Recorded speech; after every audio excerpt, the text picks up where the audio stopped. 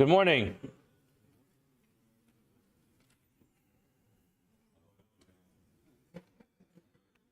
Good morning.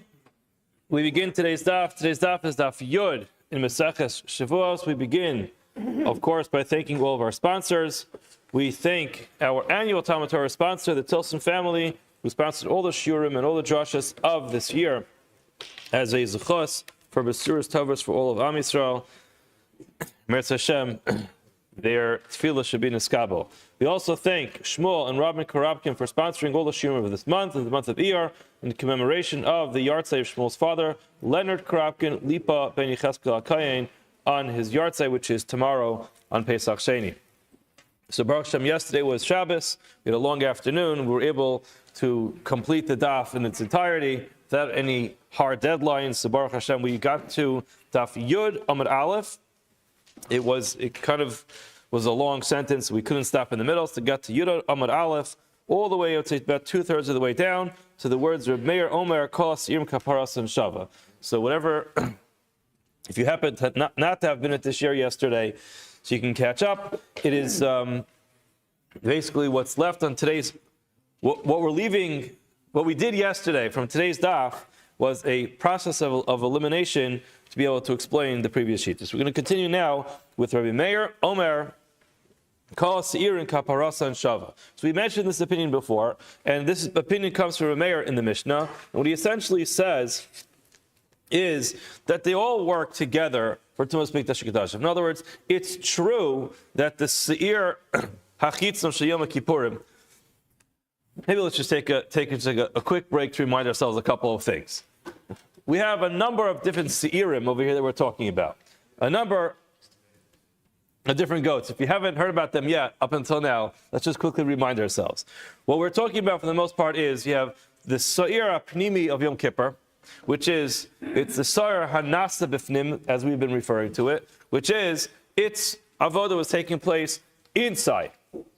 And that was something we described that according to all opinions comes for somebody who has a yediyah at the beginning, but no yediyah at the end. So he knew beforehand what the halacha was with regard to becoming tamei, and in the middle he had this forgetting, this lapse of memory. And then what happens? He eats something which is he eats a karban while he's tamei, or he goes into the Beis Hamikdash, and then he doesn't ever find out about it. In other words, that lapse of memory stays with him. That's what the Seir HaNasa B'fnim comes to atone for. Then we have another one, which happens on Yom Kippur, which is the Seir HaChitzon. This is not the Seir HaNasa B'fnim. This is done entirely outside, and that is subject to a big machlokus what it comes to do. But everyone is of the opinion that it works for a person who does not know about it at the end, in the beginning, but knows about it at the end. So everybody agrees that it will come to atone for a person who did not know anything about the tumah before he actually violated the tumah, and then at the end he found out and was like, oh, I didn't realize I was tamei, or I didn't know that while I was tamei I couldn't go to the Beis Hamikdash, I couldn't eat karbanos, and then he finds out about it at the end. And then we have Seiri Haragalim.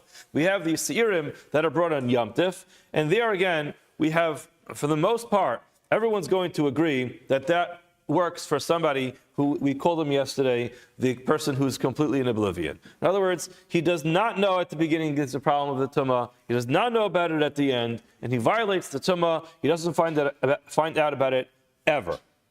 So the Seiri Haragalim come to atone for that person. And then we have Seiri Rosh Chodeshim. We have the goats that are brought on Rosh Chodesh.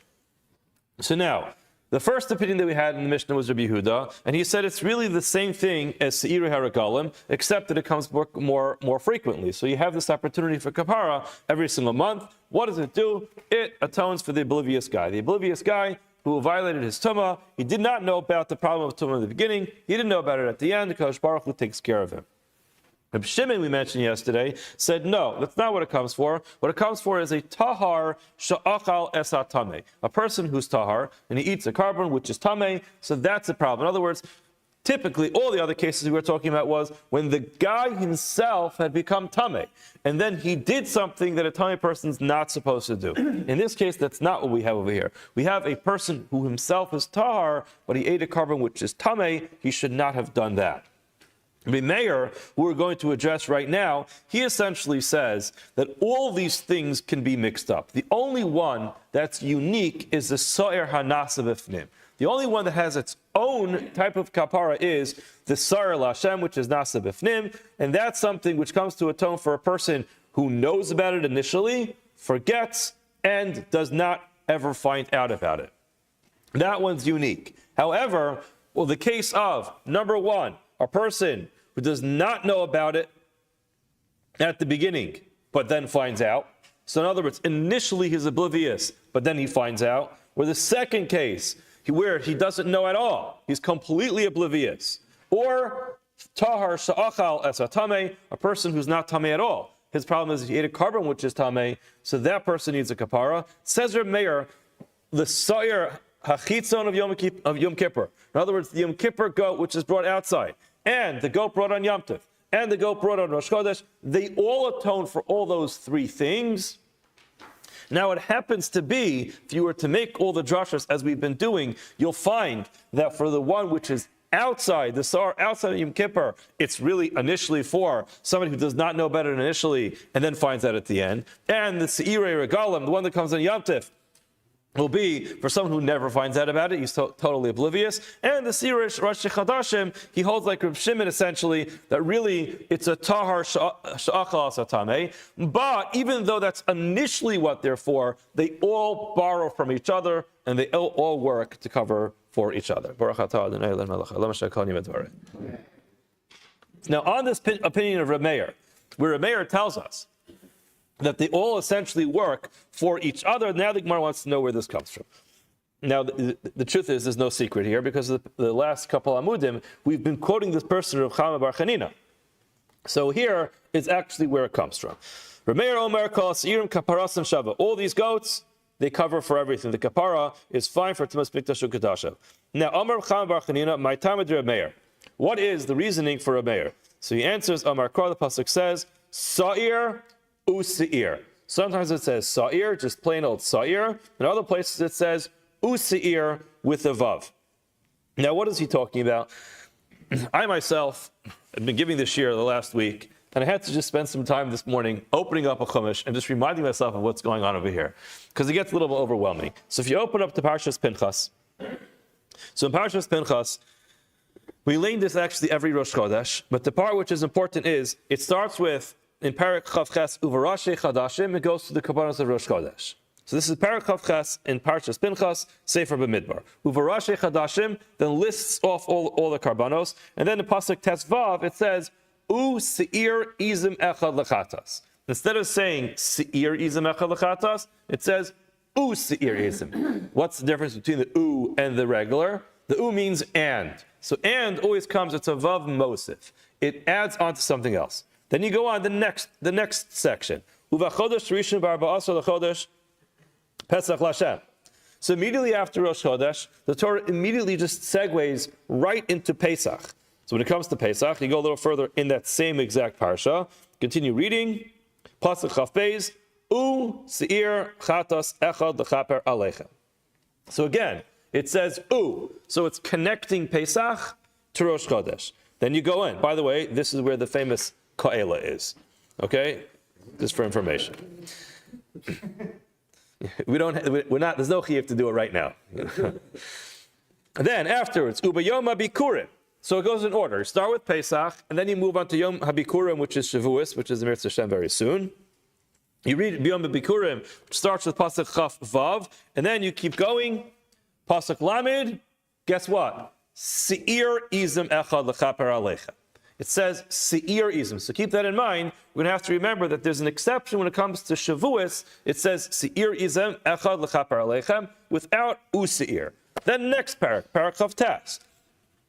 Pasuk Aleph, Uvachodesh Hashvi Tishrei, Ve'echad Lachodesh B'Kodesh Yalachem. What's that? Rosh Hashanah. And then it says in Pasuk Hey, U'Seir Izim Echad Chatas L'Chaper Aleichem. So again, you have your U connecting Rosh Chodesh. Next one, Uba Asar Lachodesh, the 10th day, which is Yom Kippur. You read about all those karbanos. Last pasuk in that section, pasuk Yud Aleph, Seir Izim Echad Chatas. So now we have so far Shevuos and Yom Kippur both describe the goat as a chatas. Without the vav, every other place has the vav. Next, uv'chamisha aser yom lachodesh hashvi'i, on the 15th day, which is Sukkot. So then it goes through every single day. Pasuk tezayin u'seir izim echad lachatas. So the first day of Sukkot, u'seir. The second one, the second day of that Yom Tif, you go further. Pasuk yutas u'seir. Third day of Yom Tif, u'seir. Fourth day, pasuk chavhei u'seir. Fifth day, pasuk chavav u'seir. Shishi, the sixth day of Sukkot, it starts at pasuk chavtes, and then in pasuk lamed aleph, describing the seventh day of Sukkot, u'seir chatas. And then Yom HaShvi'i, which is Hoshana Rabbah. Then you have lamed dalid u'seir chatas. By Yom HaShmini, then you have Shmini Atzeres, which is pasuk lamed hey. Go a couple more pasukim to lamed ches u'seir. So basically, you have all the way from Pesach through Shmini Atzeres, all the cases it says u'seir chatas echad. The u is not necessary, except for Shevuos, it doesn't say u'seir, and Yom Kippur does not say u'seir. Now, Chama Bar Chanina is saying, my time at Rabbi Meir Amakra seir u'seir. It says seir, but it adds on the extra word, the extra letter vav. Now, hukshu kol seirim zelazeh. What is this extra vav indicating? That all these goats that we just described, starting from Rosh Chodesh and going through all the goats of Pesach, Shevuos, Rosh Hashanah, Yom Kippur, Sukkot, all of these, they're all connected. Vav Mosef al Inyan Rishon, and you take the vav and it adds on to the first Inyan and it combines them all together. And the Gemara says, very nice. That makes sense. However, Kosal Kadarta Kochad V'chad Bechavri. It seems like what we're saying is you start with Rosh Chodesh and you build up from Rosh Chodesh to Pesach, and then Pesach to Shevuos, and then Shevuos you'll connect to Rosh Hashanah, then to Yom Kippur. And Rashi goes through all this very methodically. If you look at Rashi, it's this first skinny line. He says, Shel Pesach hasamach l'Rosh Chodesh. In other words, the first one in this parsha was Rosh Chodesh. So what will you connect? You'll connect Pesach to Rosh Chodesh.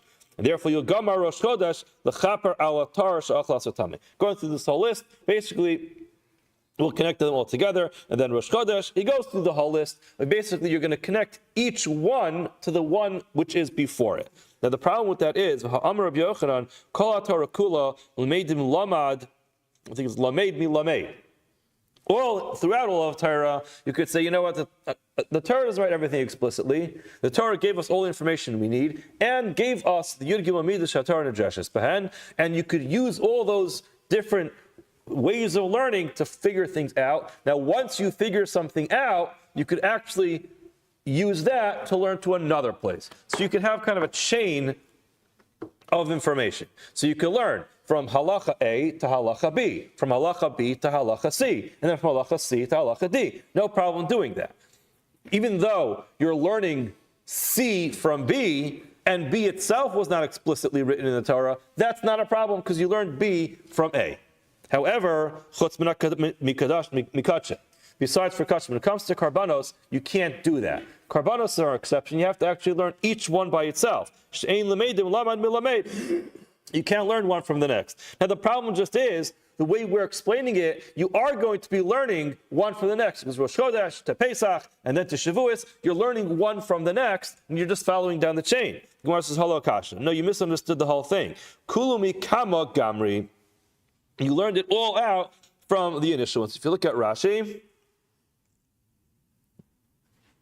Kulu me Rosh Chodesh Gamiri. It's all learned from Rosh Chodesh.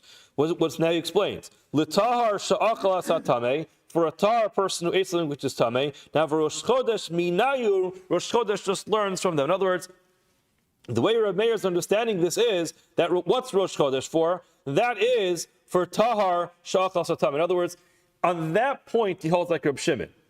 On that point of what the initial carbon of Rosh Chodesh was for, the Gemara says, Seirei Rosh Chodesh comes for a person who himself is tahar and he eats something tameh. Now, you can learn all those things from Rosh Chodesh and then Rosh Chodesh back from all those things. So it's not like you're going Rosh Chodesh to Pesach, to Shevuos, to Rosh Hashanah, to Yom Kippur, to Sukkot, to Shmini Atzeres. No.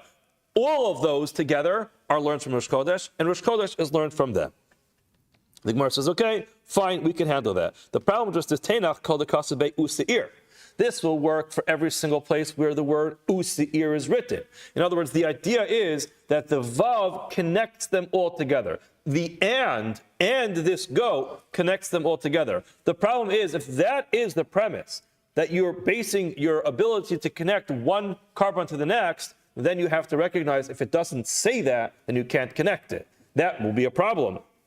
Now, Atzeres, Yom Kippurim, as we mentioned, when it comes to Shevuos and Yom Kippur, the lo kasav be useir, it doesn't actually have that vav by the word seir. It doesn't have the word and. So therefore, you'd be stuck. You would not be able to connect Yom Kippur and Shevuos to the rest of the karbanos, and they would be left by themselves.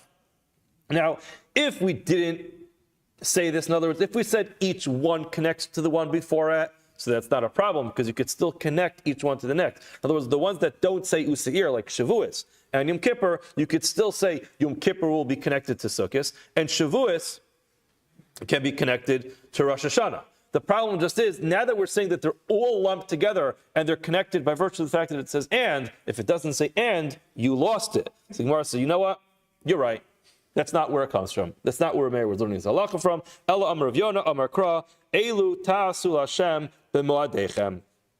The pasuk says, "Elu Ta'asu Lachem b'Moadechem." So this is exactly in this. It's in the same exact parsha. The last pasuk in the parak, after listing all of these karbanos together, this ends off as follows: "Elu Ta'asu Hashem b'Moadechem." This is what you should do on your moed, your set times. Levad mi nidrechem v'nidvosechem lolosechem u'mechosechem u'skechem u'shamechem. Besides, for all the other karbanos and offerings that you're going to be bringing, this is what you shall do. Now, what's that pasuk doing? Gemara explains that pasuk is saying hukshu kol hamuadim kulan zelazeh. The purpose of that pasuk is to lump them all together, to bunch them all together and say all of the above mentioned different moadim, the different karbanos that are brought in the different times of the year, they're all connected one to the next. Now the Gemara says that's very nice. It all works very well if you're going to start from Pesach and go all the way down to Shmini Atzeres. V'ha Rosh Chodesh lav moed. But you just excluded Rosh Chodesh because it's not a moed. In other words, a moed refers to a Yom Tov, something which is called a moed. The Gemara says the truth is actually that's incorrect. Ivra, the truth is, Rosh Chodesh nami ikrimo. Rosh Chodesh is called a moed. Amar Abaya, as Abaya said, the Amar Abaya, Tammuz tahahi shata miluye milyuhu. That year, they added on a 30th day to the month of Tammuz, the Chsiv Kara Lai Moed, Lish Bar Bachure. What's this talking about? Ahi Shata refers to the second year after the Yidden left Mitzrayim. So that's the year that Moshe sent the Meraglim. What happened then? He sent the Meraglim on Chaf Tes Sivan. Now they were there for 40 days. If you would make a calculation from Chaf Tes Sivan, you add on 40 days, they should have come back on the 7th day of Av. The problem just is they didn't come back on, no, they should have come back on the 10th day of Av. They should have come back on the 10th day of Av. The problem is they should have come back on the 9th day of Av. Again, if they left on Chavtes Sivan, you add on 40 days, they should have come back on the 9th day of Av. Now the problem just is we know they didn't come back on the 9th day of Av. They came back on the 8th day of Av. The Meraglim gave their terrible report, and that night on Tisha B'Av, on the 9th of Av, everyone was crying. Kadosh Baruch Hu said, you know what? You're sitting here crying for no reason. I'm going to go ahead and establish that the day of Tisha B'Av is going to be a day of mourning for many generations. The Mirza Hashem, Mashiach should come, and this year Tisha B'Av should be a Yom Tov. It should be a Moed as well. But up until then, Tisha B'Av is considered to be a day of mourning. Now, the only way that Chaf Tes Sivan plus 40 days has them come back on the 8th of Av as opposed to the 9th of Av is if that year Tammuz they added on the 30th day, right? I'm pretty sure it works out. Okay, it works out. So that's what happened. So now, what's this pasuk talking about? This pasuk is Yirmiyah, where he is lamenting the fact that Kara alai moed lishbar bachure. In other words, we call alai moed. Moed is referring to Rosh Chodesh, lishbar bachurai, to ultimately destroy the young. So again, he referenced that extra that Rosh Chodesh and called it a moed. So we just see that he called Rosh Chodesh a moed. So incorrect. You thought Rosh Chodesh was not considered a moed. It is considered a moed. Raya is from Yirmiyah, because he said Kara alai moed, and he was referring to Rosh Chodesh. Rabbi Yochanan, Moder Rav Meir agrees. Besara nasa b'fnim shehu eni mechaper kaparasan v'hein eno mechaper kapara. So we mentioned this earlier. Rabbi Yochanan says that the sara nasa b'fnim stands alone. In other words, the sir nasa b'chotz, the one that's serviced outside, the Yom Tif goats and the Rosh Chodesh goats, all of those, they have their initial thing that they're there for, but ultimately they atone for all three things. The only one that's an exception is the Sara Nas B'fnim. That one's by itself. That one atones for, as we said, Yesh Yediya Batchila. The person knows about it initially. He violates the Tumah and he never finds out about it. That one stands alone. So he explains, Hu Enim Kaper Kaparasan. That one does not serve for the other types of the other cases that we mentioned, was because Kapara Achas Mechaper, the Eino Mechaper Shtei Kaparos. That one only has the ability to atone for one sin. Heinen Mechaper Kaparaso. The other ones, Rosh Chodesh, Regalim, Yom Tif, and the outside one, Ein Mechaper Kaparaso. Why? Because Amar Kra Achas Bashana. That one is that particular kapara only happens once a year. We mentioned this before. Kapara zu lo tehei el achas b'shana. This one only comes once a year, and that is with the hakrava of the sar nasa b'fnim on Yom Kippur. So again, person who knows about it initially and then forgets the whole thing, he only has one opportunity for kapara, and that is on Yom Kippur with his sa'ir hanasa b'fnim. Tani nami haki, the Gemara says we actually have a brayso that says the same thing. It says very clearly, Al she'ein bo yediya lo batchil lo basof, the complete person who's completely oblivious. That's number one. Al she'ein bo yediya batchil lo vayesh yediya basof, the guy who did not know about it initially, he finds that at the end. Al tahar she'achal as tamei, that's the other case. A person who himself is tahar needs something which is tamei. All of those, seirei regalim, seir rashi chadashim, sar nas b'chutz b'chaprim, exactly as we just got finished saying. Divrei Rabbi Meir. However, if you look very carefully, v'ilu, however, Sayer Nas B'fnim, Shaira, that was left out. The Kaparasai, Nami Shaira, its Kapara was also left out. So you see very clearly, the Rabbi Meir, when he lumped them all together, he was only bunching together the goat done outside Yom Kippur, the goat done on Yom Tif, and the goat which is done on Rosh Chodesh. Now, we go back to the Mishnah. Hay Rabbi Shimon Omer, Seirei Rashi Chadashim Mechaprim Altar Shachal Asatame. This is what we mentioned before, that the Sar of Rosh Chodesh, is Shimon's opinion, that the Sar of Rosh Chodesh is not for the oblivious guy, it's for the guy who is Tahar, but eats something which is Tameh. Now, Bishlam Rashi Chadashim Lo Mechapri Regalim. Then we can understand why the Rosh Chodesh one does not work for the Regalim one, which is the oblivious person. How is that? We said this yesterday. The Amar Kra, Avon Echad Hu Nosei, the Eino Nosei Shnei Avonos. It can only carry one, it can't do two. Elo de Regalim. Why is it that the Yom Tiv Karbanos, the Saran Yom Tiv, we should say Nikapra Rosh Chadashim, it should work for a person who's Tahar, who eats something which is Tameh. The Gemara says, Amar Kra, Osa. I mentioned this yesterday as well. When Moshe was talking to Aaron in that case, he said, the Osa Nasan Lachem. So Osa Nosi Avon, Ve'ein Achar Nosi Avon. So you have a miyat in the pasuk that says that they can't work for each other.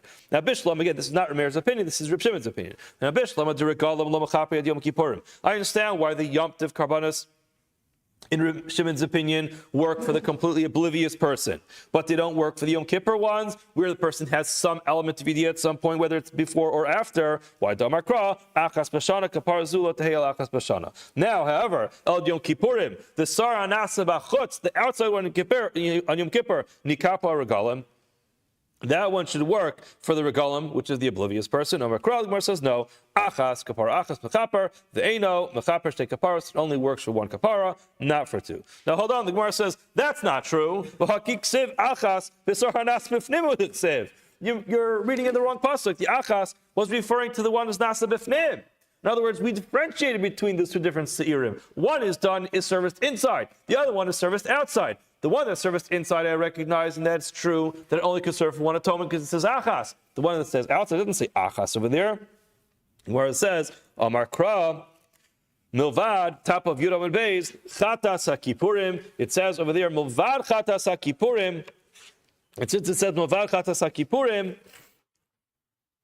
we lump them all together. So now this is also a pasuk in Parshas Pinchas. It says, Seir izim echad chatas, milvad chatas HaKippurim, v'olas hataman minchas v'niskas. The fact that it says, besides for that, we learn that it actually works together, and therefore, even though it doesn't say achas there, it actually gets the halacha of the other kabbanas which have an achas. Therefore, it can only work for one. Iska shkitz in the pnimi, we make a hekesh, we draw a parallel, or there's a juxtaposition between the outside one and the inside one. Just like the inside sa'ir could only work for one thing, the outside sa'ir could also only work for one thing.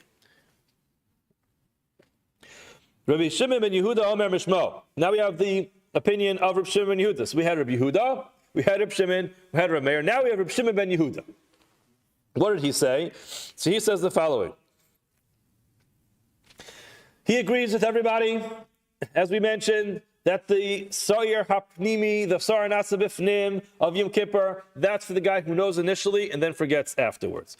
Now, when it comes to the Sa'ir Hachitzon Shel Yom Kippurim, which is the outside Sa'ir on Yom Kippur, he says it works for all three, like Reb Meir. When it comes to the Yom Tif Sa'ir, he taught us that it works for a person who has no Yediyah at all, completely oblivious, and for a person who's tahar and ate something tameh, and Seir Rosh Chadashim works only for a person who's tahar or eats something tameh. So there's it's kind of like a hybrid opinion. He buys into a mayor's idea that the Sa'ir Hanasa Bachutz on Yom Kippur covers all three. He buys into a mayor's opinion that the Seirei Regalim work for two things, which is for an oblivious person and a tar sha'achal asat tameh, a pure person who eats something which is impure. And, however, when it comes to the Sar Rosh Chodesh, he says it only works for one thing, which is a tahar, person who's tar who eats tameh. Now the Gemara wants to understand this opinion. Maishna, why is it Rosh Chadashim delo mekapri ad regalim? Why does he say that with the Sar Rosh Chodesh only works to be mechaper for a person who is tahar and ate something which is tameh? Now, what's the reason for that? Amar Kra, Avon. It says Avon over there. Avon echad hunase ve'enos shnei avonos. Now, if that's the case, that's why Rosh Chodesh only works for one. To regalim nami lo nekapri ad Rosh Chadashim. The Sar of Rosh Chodesh shouldn't either be able to do two. Why? Amar Kra, Osa. Exactly what we just learned from Reb Shimon. We should say the same thing. In other words, if you're going to say Avon means only one, so that you should probably go with the Osa drasha as well. Damar Kra Osa, which is Osa who nosi Avon ve'ein acher nosi Avon. Where it says, no, incorrect. They're not connected. Osa lamash malay. He has no problem with the word Osa. In other words, Avon is a singular term. He says, I'm stuck. Therefore, Rosh Chodesh can only do one. Just the fact that it says Osa v'Osa nasan lechem, he says, that's not a drasha that I'm compelled with. Now the Gemara says, okay, if that's the case, Ma'ishna de regalim de lo mechapri ad Yom Kippurim. What is the difference? That regalim, the carbon, the soil which is brought on Yom Tif, is not mechaper for Yom Kippur. In other words, according to him, the soil on the regel is for the oblivious person and for the tar shachal satame, but it doesn't work for a person who has some element of yediyah. Why? What would be the reason for that? Achas bashana. Kapara zulo tehela achas bashana. A kapara for a person who knew at some point only comes once a year. And if that's the case, Yahachi, if that's the case, Yom Kippurim nami lo nekapri adagalim. Why is he saying that the sire, which is nasa bachutz, works for three things? A guy who does not know about it initially but finds out later, and a guy who's completely oblivious, and a tar shachal satame. Achas ksiv, kapara achas mechaper vein mechaper shtei kaparos. He should darshan the achas word. Where it says no. Achas lo mashmalei. He doesn't darshan that. In other words, just because someone else darshaned it doesn't mean he has to. In other words, he buys into some of the drashim, not all of them. So why not? He explained. The ksiv achas, when it says achas, besar nas b'fnim ksiv. This was essentially the question we had on the opinion of Reb Shimon. When does it say achas? It says that by the internal sa'ir, not by the external one.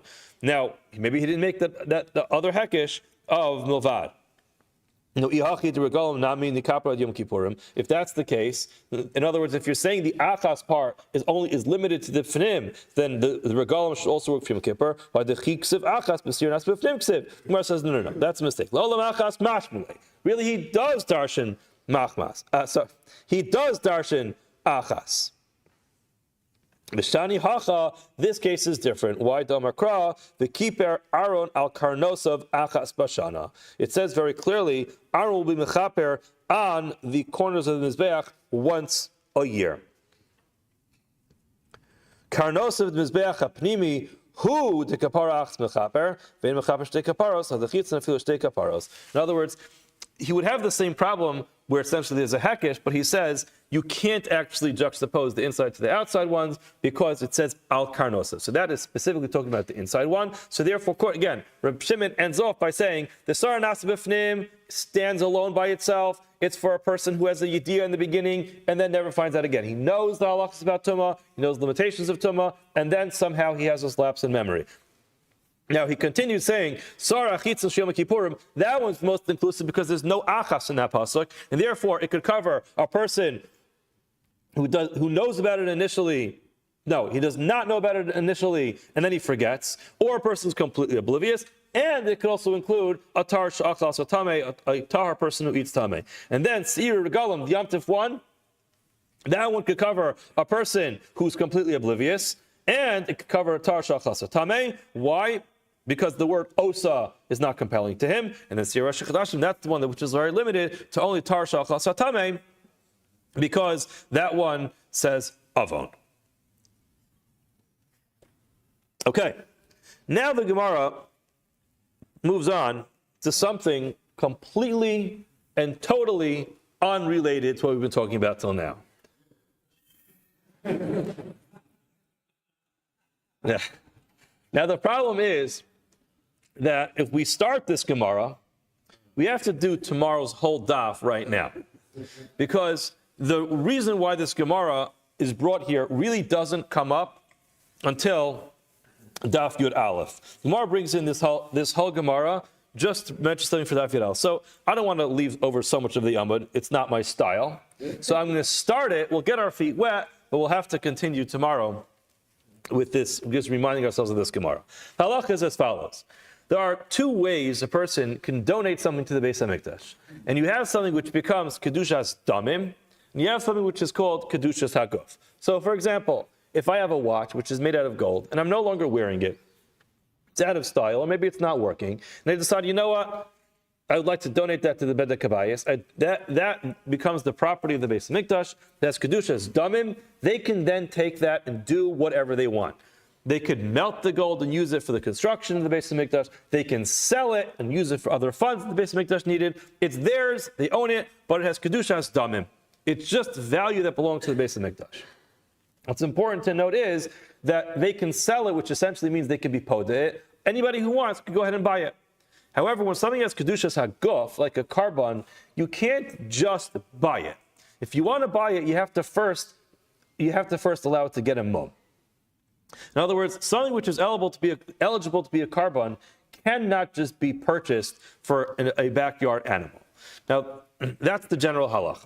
Now, with that in mind, Amar Ula, Amar Rabbi Yochanan, Timidim shlo hotzrechu letzibur niftin timimim.